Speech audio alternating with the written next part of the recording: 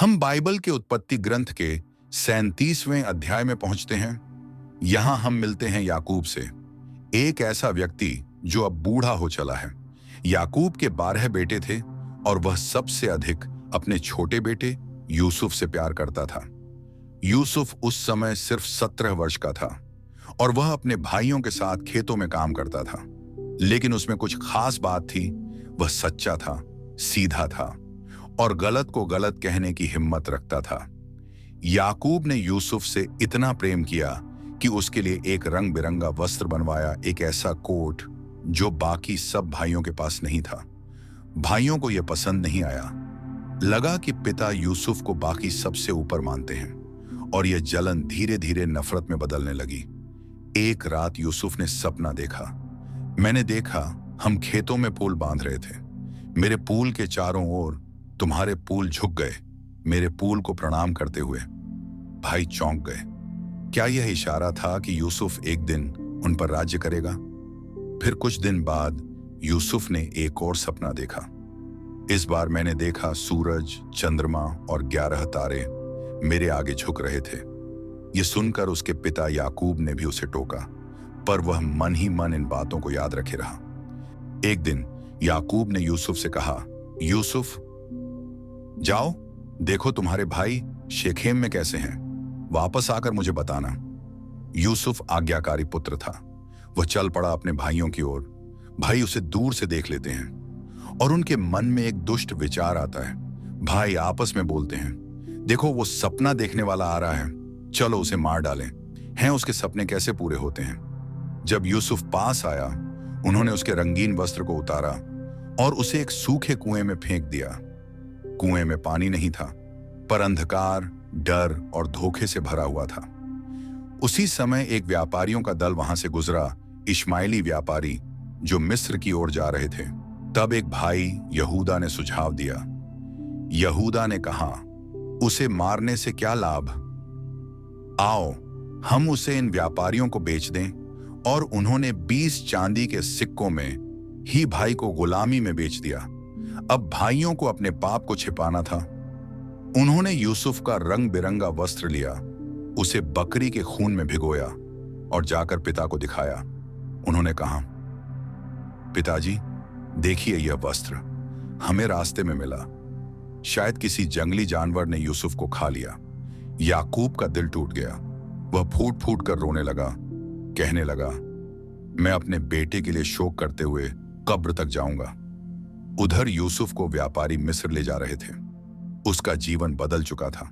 अब वह एक गुलाम था, अपने परिवार से दूर, अनजान धरती की ओर। लेकिन वह अकेला नहीं था, परमेश्वर उसके साथ था। जब यूसुफ को व्यापारी मिस्र की ओर ले जा रहे थे तो उसकी आंखों में आंसू थे, पर दिल में परमेश्वर पर विश्वास था। उसे यह समझ नहीं आ रहा था कि ऐसा क्यों हुआ, क्यों भाइयों ने ऐसा किया। पर एक बात वो जानता था, परमेश्वर उसे कभी नहीं छोड़ेगा।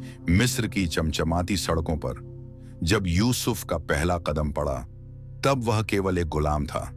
उसे बेच दिया गया एक अधिकारी को, जिसका नाम था पोटीफर।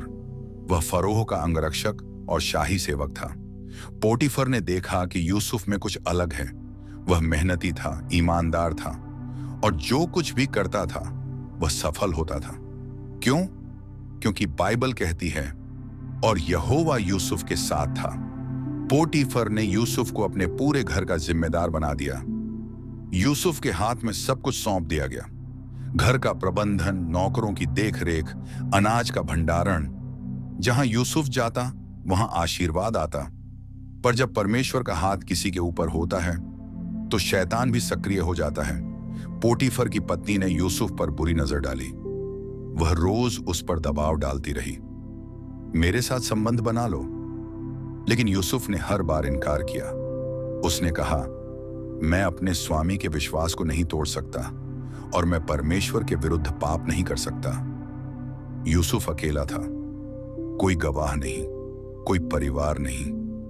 फिर भी उसने परमेश्वर का डर रखा।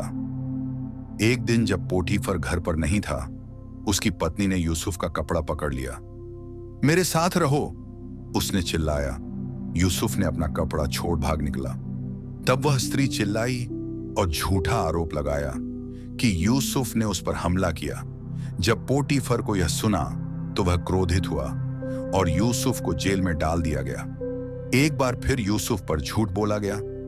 एक बार फिर उसने कुछ गलत नहीं किया और फिर भी वह जेल में डाल दिया गया। पर यह जेल एक सजा नहीं बल्कि परमेश्वर की योजना का हिस्सा था और यहोवा यूसुफ के साथ था। जेल में यूसुफ ने निराश नहीं होकर अपने काम में लगन दिखाई। वह वहां भी सबसे ईमानदार कैदी बना और जेल अधीक्षक ने उसे पूरी जेल का प्रबंधन सौंप दिया। अब यूसुफ कैदी तो था, लेकिन वह जेल में भी प्रबंधन कर रहा था। उसे परमेश्वर ने जहां रखा वहां उसे विश्वास योग्य और सच्चा पाया गया। कुछ समय बाद फरोह के दो सेवक, मदिरा पान कराने वाला और रसोइया, राजा के क्रोध के कारण जेल में डाले गए। वो दोनों परेशान थे क्योंकि उन्हें एक एक अजीब सपना आया था।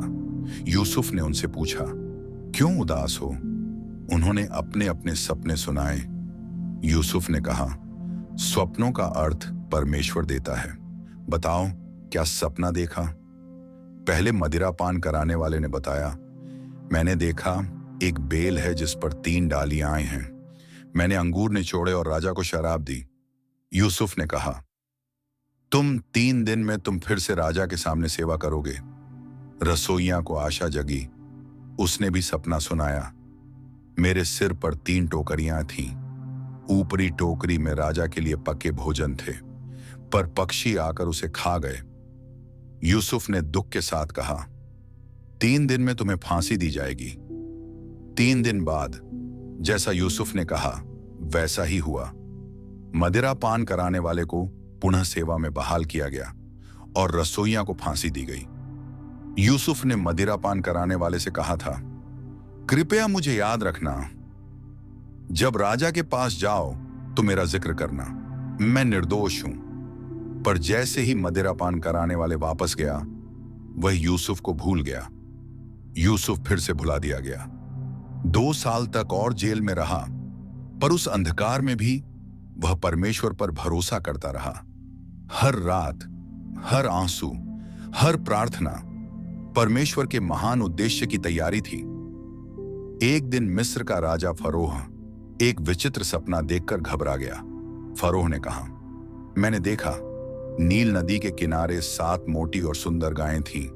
फिर 7 दुबली भयानक गायें आईं और उन्होंने मोटी गायों को खा लिया। फिर मैंने देखा 7 हरे भरे बाल थे। फिर 7 सूखे जले बाल आए और उन्होंने हरे बालों को निगल लिया। फरोह ने अपने सभी जादूगरों और बुद्धिमानों को बुलाया, लेकिन कोई भी सपने का अर्थ नहीं बता सका। तभी मदिरा पान कराने वाले को यूसुफ याद आया। मदिरा पान कराने वाले ने फरोह से कहा, महाराज, जब आपने मुझे जेल में डाला था वहां एक इब्रानी युवक था। उसने मेरे और रसोइये के सपने का सही अर्थ बताया था। फरोह ने तुरंत आदेश दिया, उस युवक को अभी मेरे पास लाओ। यूसुफ को जेल से निकाला गया। उसके वस्त्र बदले गए, उसकी दाढ़ी बनाई गई और उसे मिस्र के सबसे शक्तिशाली व्यक्ति के सामने खड़ा किया गया। फरोह ने कहा, मैंने सपना देखा है और कोई उसका अर्थ नहीं बता सका। सुना है तुम स्वप्नों का अर्थ बता सकते हो। यूसुफ नम्रता से, स्वप्नों का अर्थ मेरे पास नहीं, परमेश्वर बता सकता है। फरोह ने यूसुफ को दोनों सपने सुनाए। यूसुफ ने कहा, दोनों स्वप्न एक ही बात बताते हैं। परमेश्वर ने आपको वह बताया है जो होने वाला है। मिस्र में पहले 7 साल की भरपूरी होगी, खेतों में बहुत अन्न होगा, धन धान्य बढ़ेगा, लेकिन उसके बाद 7 साल का भीषण अकाल आएगा, इतना कठोर कि पहले के सारे अच्छे साल भूल जाएंगे। यूसुफ ने आगे कहा, राजा को चाहिए कि वो एक बुद्धिमान और योग्य व्यक्ति को नियुक्त करे जो भरपूर सालों में अनाज इकट्ठा करे, ताकि अकाल के सालों में मिस्र को भोजन मिल सके। फरोह और उसके सलाहकार स्तब्ध थे। वह युवक एक कैदी, लेकिन कितनी बुद्धि, नम्रता और आत्मविश्वास। फरोह ने कहा, क्या कोई ऐसा व्यक्ति है जिसमें परमेश्वर की आत्मा इतनी प्रकट हो? और वहीं एक पल में यूसुफ का जीवन बदल गया। फरोह ने कहा, मैं तुम्हें मिस्र का प्रधान अधिकारी नियुक्त करता हूं। तुम मेरी गाड़ी में चलोगे, लोग तुम्हारे सामने झुकेंगे। सिर्फ सिंहासन में मैं तुमसे ऊपर रहूंगा। यूसुफ को नया नाम मिला, जाफनाथ पानीह, और एक मिस्री पत्नी दी गई, आसेनाथ। अब मिस्र में 7 वर्ष की भरपूरी शुरू हुई। खेतों में फसलें लहराईं। यूसुफ ने हर शहर में भंडार बनाए, हर राज्य में अन्न जमा किया। लोग उसे देखकर कहते, यह इब्रानी है, लेकिन इस पर परमेश्वर का हाथ है। इन वर्षों में यूसुफ के 2 बेटे हुए, मनश्शे और एप्रैम। उनके नाम भी यूसुफ के जीवन का प्रतिबिंब थे। मनश्शे, परमेश्वर ने मेरी पीड़ा भुला दी। एप्रैम, परमेश्वर ने संकट में मुझे फलवंत किया। जैसे ही 7 साल पूरे हुए, अकाल शुरू हो गया। जैसे यूसुफ ने भविष्यवाणी की थी, भूमि सूख गई, खेत बंजर हो गए। लोग भोजन के लिए परेशान होने लगे। पर मिस्र तैयार था, क्योंकि वहां यूसुफ था। लोग आते, घंटों लाइन में लगते और यूसुफ से अनाज खरीदते। सोचिए, जो युवक कभी कुएं में डाला गया था, जो जेल में सड़ा था, वह अब मिस्र का पालक बन गया था। कैसे? क्योंकि हर परीक्षा में, हर दुख में, हर धोखे में परमेश्वर चुपचाप योजना बना रहा था। और यही नहीं खत्म होती कहानी। अब वह पल आने वाला है जब यूसुफ का सामना फिर से होगा अपने उन्हीं भाइयों से जिन्होंने उसे बेचा था। क्या वह बदला लेगा? क्या वह उन्हें पहचान पाएगा? क्या परमेश्वर का उद्देश्य पूरा होगा? कनान देश में भी अकाल था और वहीं रहते थे यूसुफ के पिता याकूब और उसके भाई। जब याकूब ने सुना कि मिस्र में अनाज बिकता है, उसने अपने बेटों से कहा, क्यों खाली बैठे हो? मिस्र जाओ और वहां से अन्न लाओ, ताकि हम जीवित रहें और भूख से न मरे। यूसुफ के 10 भाई मिस्र पहुंचे, लेकिन बिन्यामीन को याकूब ने नहीं भेजा, क्योंकि वो डरता था कि कहीं वो भी न खो जाए। भाइयों ने यूसुफ के सामने आकर मुंह के बल दंडवत किया। यह वही सपना था जो यूसुफ ने बचपन में देखा था, जिसे सुनकर भाइयों ने उसे नफरत से देखा था। अब वो सपना पूरी हो रहा था, परंतु उन्होंने नहीं पहचाना कि यह मिस्र का राजपुरुष जिसके सामने वे झुके हैं, उनका ही भाई यूसुफ है। यूसुफ ने उन्हें पहचान लिया, पर खुद को प्रकट नहीं किया। उसने कठोर शब्दों में पूछा, तुम कौन हो? क्यों आए हो? भाइयों ने जवाब दिया, हम कनान से हैं, हम गुलाम नहीं, ईमानदार लोग हैं। हम 12 भाई थे, एक नहीं रहा, और एक छोटा भाई घर पर है। यूसुफ ने उन पर जासूसी का आरोप लगाया। यूसुफ ने कहा, मैं तुम्हारी बात पर तब तक विश्वास नहीं कर सकता जब तक तुम अपने छोटे भाई को यहां नहीं लाते। फिर उसने शमौन को बंदी बना लिया और बाकी भाइयों को अन्न देकर विदा किया। लेकिन यूसुफ ने चुपचाप उनके पैसों की थैली अन्न की बोरियों में वापस रखवा दी।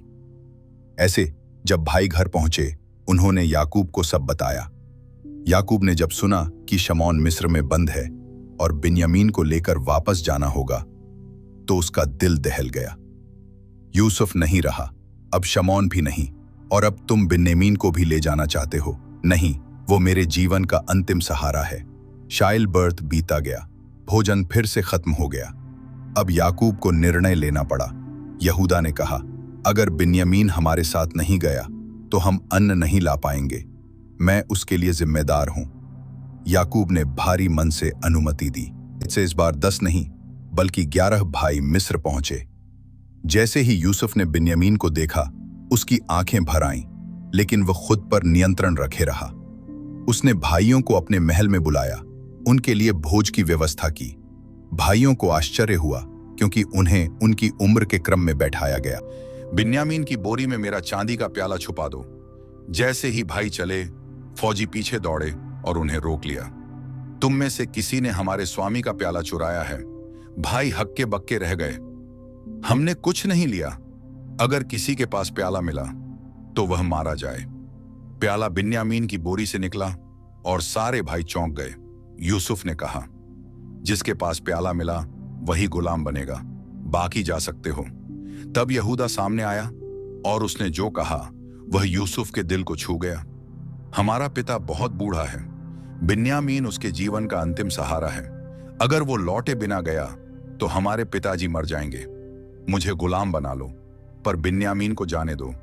अब यूसुफ खुद को रोक नहीं सका, वह रो पड़ा। सब लोग बाहर चले जाएं, उसने चिल्लाकर कहा। जब सब चले गए, यूसुफ भाइयों के सामने खड़ा हुआ और बोला, मैं हूं यूसुफ। क्या मेरा पिता अब भी जीवित है? भाई स्तब्ध रह गए, उनके चेहरे सफेद हो गए, उनकी सांसें थम गईं। यह कैसे संभव है? जिसे उन्होंने बेच दिया था, जिसके लिए उन्होंने झूठ बोला था, वह अब मिस्र का शासक बन चुका था। वे डर गए, क्या अब यूसुफ बदला लेगा? कश डरो मत, तुमने मुझे बेच दिया था, लेकिन परमेश्वर ने मुझे यहाँ भेजा ताकि तुम लोगों की और दुनिया की जान बचाई जा सके। तुमने बुरा करने का सोचा था, पर परमेश्वर ने उसी को भलाई में बदल दिया। क्या आप देख पा रहे हैं? यूसुफ ने अपने दुश्मनों को माफ किया क्योंकि वह परमेश्वर की योजना को समझ गया था। फिर यूसुफ ने अपने भाइयों को गले लगाया, सबसे पहले बिन्यामिन से, फिर एक एक करके बाकी भाइयों से। सब रोने लगे। माफी, शर्म, प्रेम और परमेश्वर की उपस्थिति का अद्भुत संगम। जब यह खबर फरो को मिली कि यूसुफ के भाई आ गए हैं, तो उसने खुशी से कहा, उन्हें गाड़ियों में लाओ, अपने पिता को भी साथ लाओ, उन्हें मिस्र की उत्तम भूमि दो। यूसुफ ने भाइयों को सामान, वस्त्र, अनाज और सबसे ज्यादा प्रेम और आश्वासन देकर विदा किया। जब भाई कनान लौटे और पिता याकूब से कहा, पिता, यूसुफ जीवित है और मिस्र का शासक बन चुका है, तो याकूब को विश्वास ही नहीं हुआ, वह जड़ हो गया। लेकिन जब उसने गाड़ियां और उपहार देखे तो उसके प्राण फिर से जाग उठे। मेरे बेटे, यूसुफ जीवित है, मैं चलूंगा और उसे देखूंगा मरने से पहले। याकूब अपने परिवार और सब कुछ लेकर मिस्र की ओर चल पड़ा, लेकिन रास्ते में वो बेरेशेबा में रुका, जहां उसने परमेश्वर से प्रार्थना की। और परमेश्वर ने कहा, मत डर याकूब, मैं तुझसे वादा करता हूं, मैं तुझे मिस्र में बड़ी जाति बनाऊंगा और स्वयं तुझे फिर से इस धरती पर लाऊंगा। और फिर वह दृश्य आया जो सालों से अधूरा था। यूसुफ ने रथ पर चढ़कर अपने पिता का स्वागत किया। जब याकूब ने यूसुफ को देखा तो उसने उसे गले लगाया और बहुत देर तक रोता रहा। अब मैं मर सकता हूं क्योंकि मैंने तेरा चेहरा देख लिया और तू अब भी जीवित है। फरोह ने याकूब से भेंट की। याकूब ने राजा को आशीर्वाद दिया। यूसुफ ने अपने पिता, भाई, परिवार सभी को गोशेन नामक उपजाऊ क्षेत्र में बसाया, जहां वे पशुपालन कर सकें। अकाल अभी भी था, लेकिन याकूब का परिवार अब सुरक्षित था। साल बीतते गए। यूसुफ ने मिस्र को भूख से बचाया, परिवार को फिर से जोड़ा और परमेश्वर के उद्देश्य को पूरा होते देखा। पर अब याकूब बूढ़ा हो चला था, उसका जीवन अंतिम मोड़ पर था। याकूब ने मरने से पहले अपने सभी बेटों को बुलाया और प्रत्येक को भविष्यवाणी और आशीर्वाद दिया। उसने यूसुफ के बेटों एप्रम और मनश्शे को भी अपने पुत्रों की तरह अपनाया। याकूब ने कहा, मैं अपने लोगों में जा रहा हूं, मुझे उस भूमि में गाड़ना जहां अब्राहम और इसहाक को दफनाया गया था, मकपेला की गुफा में। और जैसे ही याकूब ने अपनी सांसें छोड़ी, मिस्र में शोक फैल गया। यूसुफ पिता के चेहरे को चूमता है और रोता है। यूसुफ ने फरो से अनुमति मांगी कि वह पिता को कनान ले जाकर दफनाए। फरोह ने अनुमति दी और एक विशाल जुलूस कनान की ओर चला। सेनापति, रथ, अधिकारी, मिस्र और याकूब दोनों का सम्मान था। जब वे मकपेला की गुफा पहुंचे, यूसुफ ने पिता को सम्मान पूर्वक दफनाया। लेकिन जब वे वापस मिस्र लौटे, भाइयों के दिल में डर लौट आया। अब जब पिता नहीं रहे, यूसुफ हमसे बदला तो नहीं लेगा। उन्होंने संदेश भेजा, हमारे पिता ने मरने से पहले कहा था कि यूसुफ अपने भाइयों को माफ कर दे, कृपया हमें क्षमा करें। फिर वे खुद उसके सामने गिर पड़े और कहा, हम तेरे दास हैं। यूसुफ यह सुनकर रो पड़ा और फिर उसने कहा, मत डरो, क्या मैं परमेश्वर के स्थान पर हूं? तुमने मेरे साथ बुरा करने का विचार किया, परंतु परमेश्वर ने उसे भलाई के लिए बदल दिया ताकि आज अनेक लोगों का जीवन बच सके। इसलिए अब मत डरो, मैं तुम सबका और तुम्हारे बच्चों का पालन करूंगा। यूसुफ ने मिस्र में लंबे समय तक राज्य किया। उसने 110 वर्ष की उम्र पाई। उसने 3 पीढ़ियां देखीं, एप्रैम, मनश्शे और उनके पुत्रों की। पर मृत्यु से पहले यूसुफ ने एक वादा लिया, जब परमेश्वर तुम्हें कनान की धरती में लौटाए तो मेरी हड्डियों को भी वहां ले जाना। और फिर यूसुफ की मृत्यु हुई। उसे मिस्र में सुगंधित द्रव्यों से तैयार किया गया और एक ताबूत में रखा गया। यूसुफ की कहानी यहीं समाप्त नहीं होती। उसकी हड्डियां सदियों तक मिस्र में रहीं। 400 वर्षों बाद जब मूसा इजरायलियों को मिस्र से बाहर ले गया तो यूसुफ की हड्डियां साथ ली गईं। और जब यहोशू ने कनान में प्रवेश किया तब यूसुफ को शेखेम में दफनाया गया, उस भूमि में जिसे उसने अपनाया था।